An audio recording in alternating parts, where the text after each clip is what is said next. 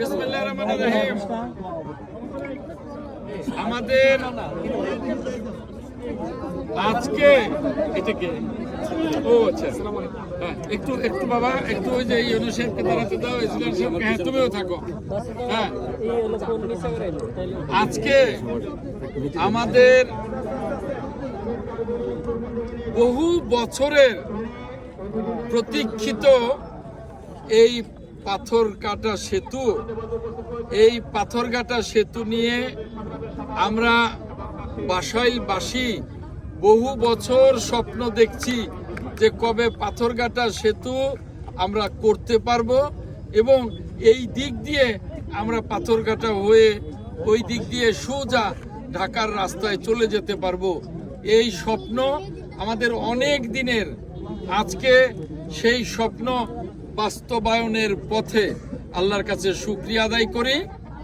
আজকে এই সেতুর ভিত্তিপ্রস্তর স্থাপন অনুষ্ঠানে আমাদের এখানে আমি নিজে উপস্থিত আছি, বাসাইল সখীপুরের নির্বাচিত এমপি এবং মুক্তিযুদ্ধ বিষয়ক মন্ত্রী অ্যাডভোকেট আহমেদ আজম খান। আমার পাশে আছেন এই সেতু উদ্বোধনের আরেকজন মির্জাপুর থেকে নির্বাচিত এমপি জনাব আবুল কালাম আজাদ সিদ্দিকী। এইখানে উপস্থিত আছেন আমাদের সুযোগ্য, একটু এগিয়ে আসেন, সুযোগ্য উপজেলা চেয়ারম্যান আকলিমা বেগম,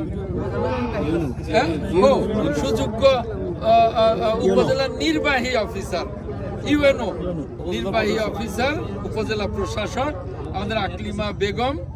আমাদের এখানে উপস্থিত আছেন আমাদের ডিস্ট্রিক্ট এলজিডির এক্সিকিউটিভ ইঞ্জিনিয়ার জনাব কামরুজ্জামান সাহেব।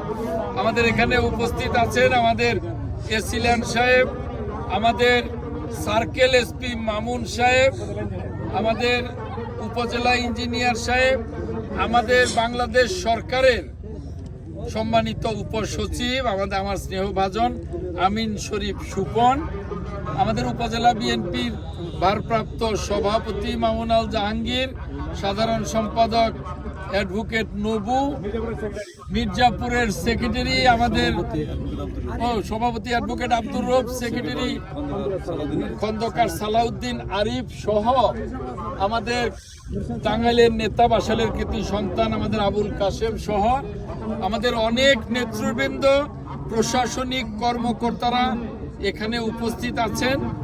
আমি এখন এই